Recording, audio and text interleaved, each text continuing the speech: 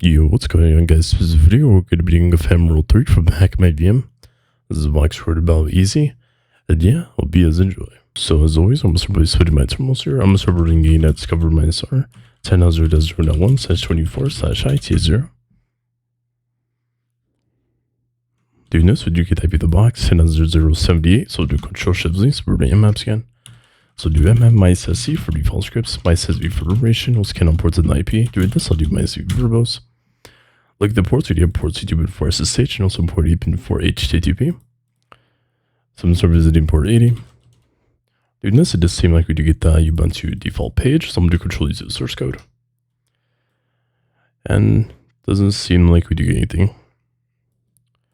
So I'm starting doing some more enumeration. We're going to get GoBuster. We'll do GoBuster, dir mode -u into the IP address. We'll do -w for /user share war list or buster directory. Let's do everything medium.txt, where it connects as HTML, TXT, and also PHP. Looking back at the nmap scan, we do have port C2 for SSH. This is a Ubuntu server, port 8 for HTTP. This is running Apache. Looking back at the GoBuster, we do get agencies and also a node.txt. Some servers are the agencies. See what this is. Here we do get an agency perfect here. It does seem like this is a web design website. Looking down here on the footer, here we do have a keep in touch tab here, which is show an email, and we do have a user as randy@ephemeral.com. So now we do have a user as Randy. Doing this, we also did have a node.txt, some servers did node.txt. Here we do get a note here, which is by Henry, since we do have henry@ephemeral.com. Also did have randy@ephemeral.com.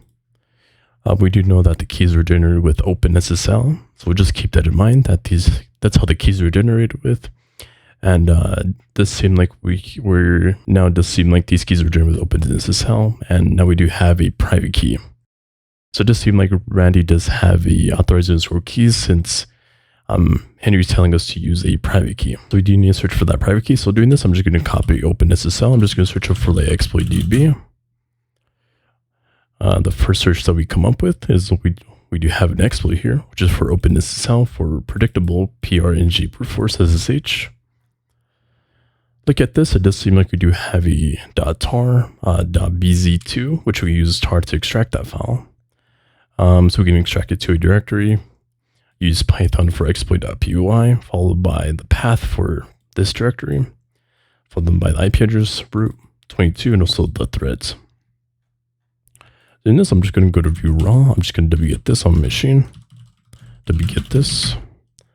I'm just going to move 5. I'll just name this to exploit.py. Do Python 2 for exploit.py.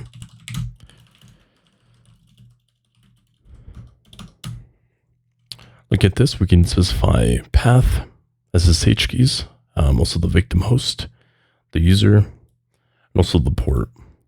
So I'm guessing this is going to be in order here. So here we can do Python 2 for exploit, we'll specify the keys.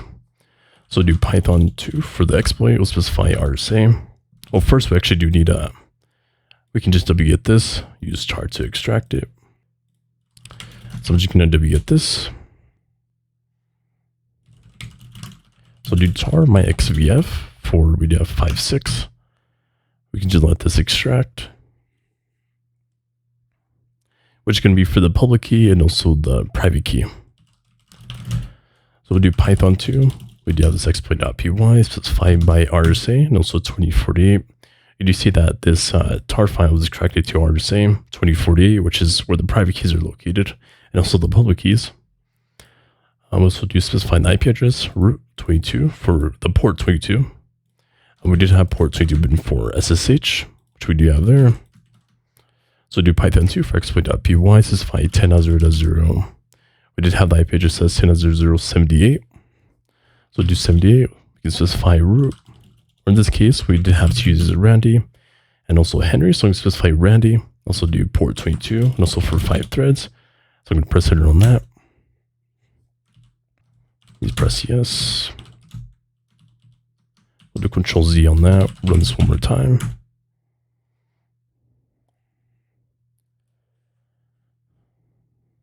There we go. So now we do have the keys that are being tested. So do have the ranking of the keys that are going to be tested from that tar file, and also the speed.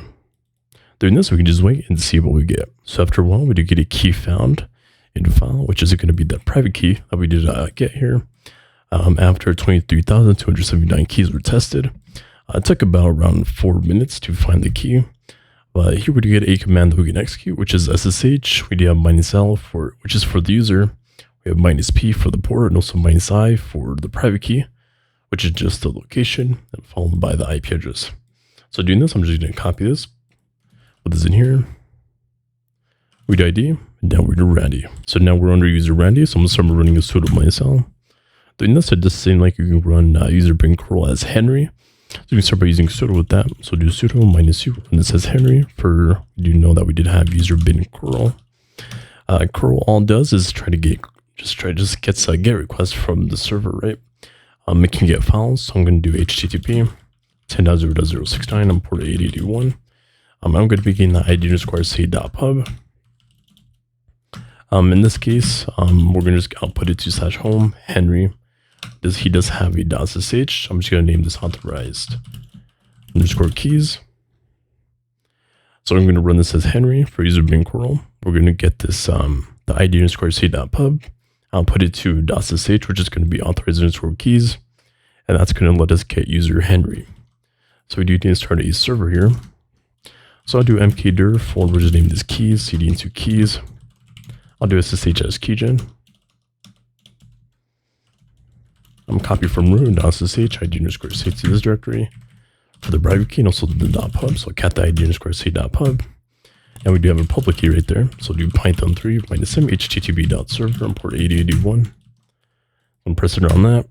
You do see that I do get a get request for the id_c.pub.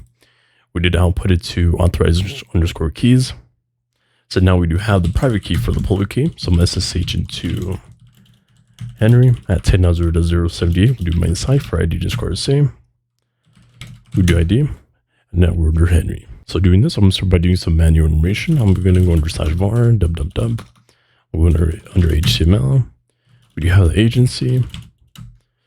Doesn't seem like we do anything under here. I'm also going to do analysis my under /etc password. It does seem like we can also edit this file since we do have the group for Henry. We do ID. We're 101 for Henry for the user ID. So I'm going to now go into /etc password. It does show that /etc is not writable, but the password file is writable. So doing this, I'm going to start by creating my own hash. So I'm start by creating my own method. So I'll do mk password -m for the method. We'll do SHA-512. I'm just going to enter pass. Since the password file is writable, we can create our own user. So I'm just going to put this in here. So I'm just going to name this as proxy programmer. We'll put my own user. We'll do :0 for the group. We'll specify root. We'll do /root/bin/bash. So we'll do root for bin/bash. We can exile there. Now we can switch to the proxy programmer. We do pass. We do ID. And canada.root.txt. That's pretty much in the video. The full link is subscribe. And now catch you guys in the next one. Peace.